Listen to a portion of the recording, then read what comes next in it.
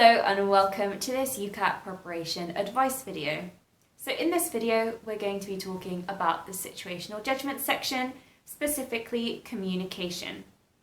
So a lot of the situational judgment questions are going to rely on your ability to communicate with others.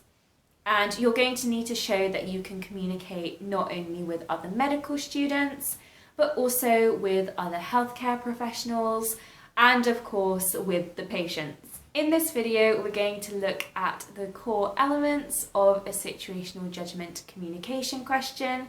We're going to go through an example together, and then we're going to think about one of the key takeaways to remember from this video. So one of the most important initial things when it comes to good communication is that it should be done in an appropriate setting. So that means, for example, you should not be making people uncomfortable by bringing up difficult topics of conversation in public. Good communication also needs to be patient-specific.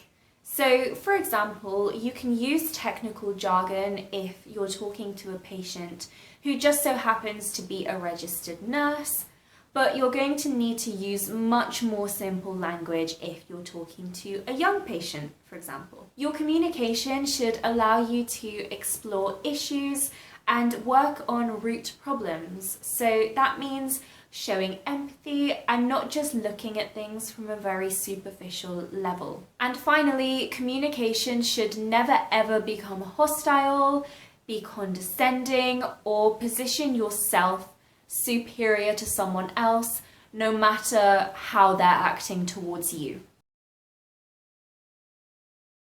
Let's put all of that into practice and let's look at an example of a typical question. So I've got the question down here in front of me, and I'll also pop it up on the screen next to me so you can follow along as well. So you're a third year at medical school, and you find two other students shouting at each other in the hallway of a hospital. Their behaviour is causing patients to become quite concerned. How appropriate is the following response to this situation?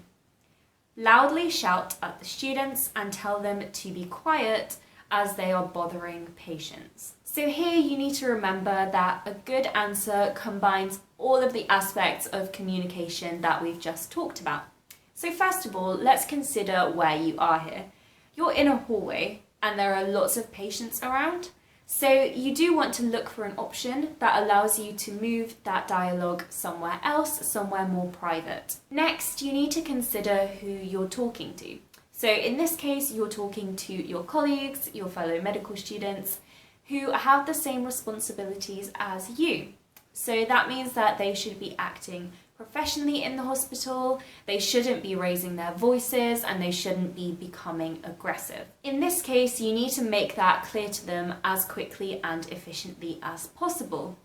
But at the same time, you do need to think about what could be causing this behaviour, and you need to allow them to explain themselves and see if you can calm them down and de-escalate the situation and explore all of the issues that seem to be going on. So if we were looking for an ideal option here, it would allow you to calm the students down in a private place, and it would show that you're empathetic and ready to help others through your own ability to communicate. The option that we had here, which was loudly shouting at the students and telling them to be quiet as they're bothering patients, is clearly not ideal, and in fact it's actually very inappropriate to do.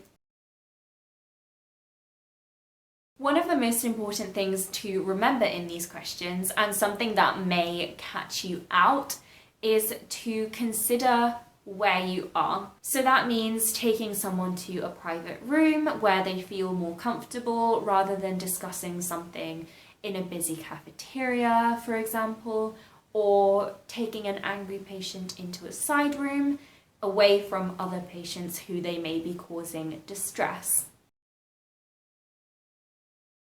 In this video, we've gone through what good communication involves, and we've gone through an example scenario together, so hopefully you understand how to tackle communication-based questions.